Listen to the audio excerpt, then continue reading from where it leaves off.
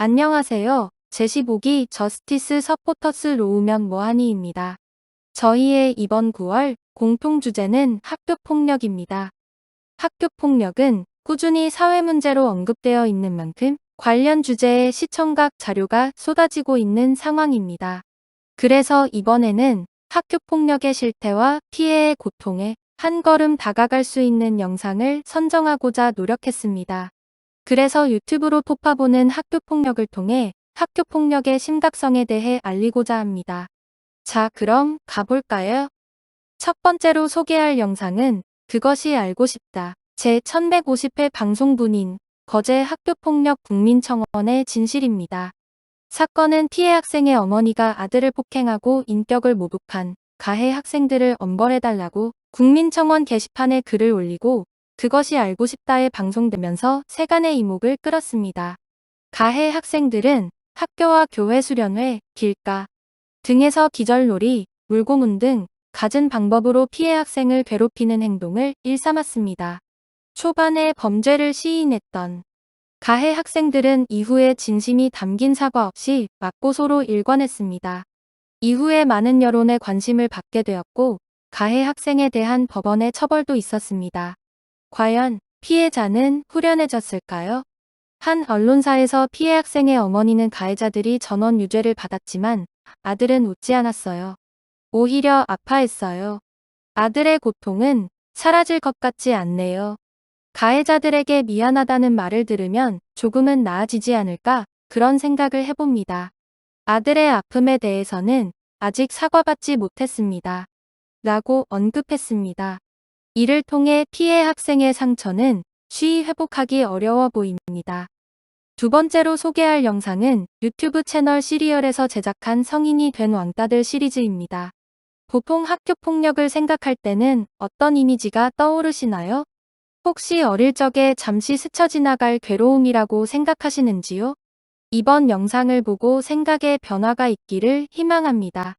학교폭력은 피해 학생의 마음에 큰 상처를 주어 성인이 되어도 성장판이 닫힌 피터팬처럼 어린 시절에 겪은 폭력을 곱씹는 아이로 남아있게 됩니다. 여기 어른이 된 학교폭력 피해자들이 있습니다. 그들은 담담히 자신이 겪었던 가혹 행위를 말하고 있습니다. 누군가는 한 명에게 집요하게 학교폭력을 당했습니다. 또 누군가는 이유 없이 책으로 맞았습니다. 또 누군가는 말을 더듬는다는 이유로 사람 취급을 받지 못했습니다. 특히 또래 간의 집단 행동이 중요한 시기에 조별 모임과 즐거워야 할 수학 여행의 경험에서의 우울함을 공유합니다. 이처럼 피해 학생은 시간이 흘러도 당시의 상황을 명확하게 기억하고 있는 것을 알 수 있습니다.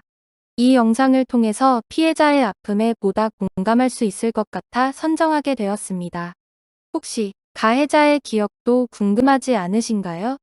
이 또한 시리얼에서 제작한 영상 저희 다시 만났어요. 왕따였던 어른들 출연 이후에서 확인할 수 있습니다. 피해자가 영상에 나온 직후에 연락이 왔던 가해자들은 야, 이거 뭐야? 혹은 가해 당사자였던 기억을 완전히 잊어버린 채 나는 아니지? 방관해서 미안해 라고 연락했다고 합니다. 이들의 모습을 통해서 학창시절의 고통스러운 기억은 피해 학생들에게만 남아있음을 알 수 있습니다. 다음으로는 요즘 학생들 사이에서 이슈가 되고 있는 사이버 폭력에 관한 내용인데요. 짧은 내용이지만 사이버불링, 떼카, 방폭, 카감 등 어른들이 듣기에 생소한 단어의 개념을 알려주어 도움이 될 것 같아 선정하게 되었습니다. 먼저 사이버불링에 대한 개념적 소개가 시작되는데요. 사이버라는 가상 공간에서의 괴롭힘을 일컫는 말입니다. 또 영상은 교육부 통계 자료를 제시하면서 2020년부터 시작된 코로나로 인해 물리적인 폭력은 줄어들었지만 사이버 폭력이 급격하게 늘어난 것을 보여줍니다. 이를 통하여 사이버불링이 학교폭력의 새로운 유형으로 자리를 잡았음을 알 수 있습니다. 마지막으로 사이버불링에 관한 용어들이 소개됩니다. 떼카는 단체 대화방에 특정 학생을 초대해 단체로 욕설을 하거나 괴롭히는 행위를 말합니다. 방폭은 단체 대화방에 피해자를 초대한 뒤 한꺼번에 나가버려 피해 학생만 남겨놓는 행위를 말합니다. 카감은 카카오톡 감옥의 준말로 피해자가 단체방을 나가면 계속해서 초대하여 괴롭히는 행위를 말합니다. 와이파이 셔틀은 피해자의 와이파이 데이터를 갈취하는 행위. 기프티콘 셔틀은 이모티콘이나 기프티콘을 강제로 갈취하는 행위를 일컫는 신조어입니다. 사이버불링은 신체적 폭력 못지않게 고통을 주는 행위입니다. 혹시 사이버 학교폭력에 대해 더 알아보고 싶으신가요? 우측 상단의 QR코드를 찍으시면 로우면 뭐하니 인스타그램으로 연동되어 오니 학교폭력이란 과 사이버 학교폭력에 관한 게시글을 정독해 주시길 바랍니다. 다음은 알쓸범잡 시즌2 12화에서 방영된 학교폭력으로 인해 극단적인 선택을 한 청소년들을 소개합니다. 해당 클립은 2011년 12월 20일 대구에서 벌어진 안타까운 사건을 소개합니다. 당시 피해자였던 중학교 2학년 권모 씨는 아파트 7층에 떨어져 스스로 생을 마감하였는데요. 이러한 극단적인 선택의 원인은 바로 학교폭력이었습니다.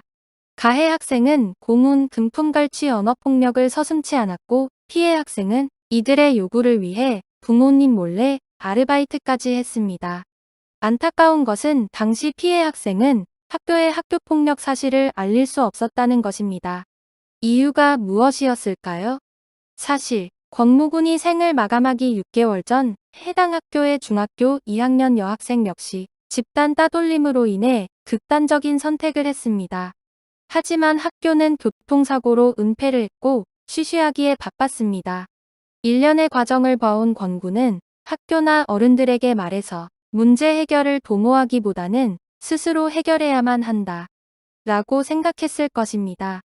왕따가 된 어른들에서 한 분은 선생님들은 학교폭력을 모를 것 같나요? 분명히 알고 있었어요. 하지만 나서지 않았죠.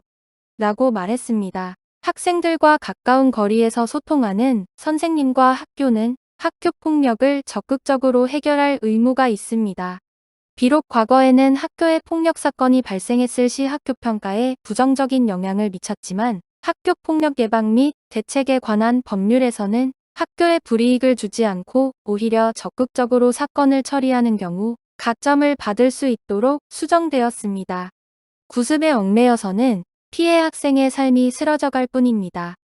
마지막으로 소개할 영상은 바로 학교폭력 웹드라마입니다. 유튜브 클립 소개가 진행되면서 답답했던 마음이 조금이나마 시원해지기를 바랍니다. 학교폭력이 사회문제로 이슈화가 되면서부터 수많은 기사와 뉴스가 쏟아졌고 초반에 정의감에 불탔던 여론은 얼마 지나지 않아서 뭐야, 또 학교폭력이 일어났네 라며 어쩔 수 없는 일로 치부되었습니다. 이렇게 느슨해진 여론에 긴장감을 주는 웹드라마를 선정하게 되었습니다. 위 영상은 특히 배우 진의 뛰어난 연기로 학교폭력을 겪고 있는 학생들의 심정에 공감할 수 있습니다. 드라마는 주인공이 중학생 시절 가해자로부터 지속적인 학교폭력을 겪다가 고등학교에 진학한 이후에 다시 만나게 되면서 시작됩니다. 피해 학생이 학습된 두려움에 공포에 떨고 가해 학생이 피해자를 괴롭히는 장면을 보면서 시청자의 마음을 괴롭게 합니다. 이때 정의로운 반장과 선생님이 나타나서 피해자는 보호받고 가해자는 응징을 당하는 권선징악의 결말로 마무리됩니다.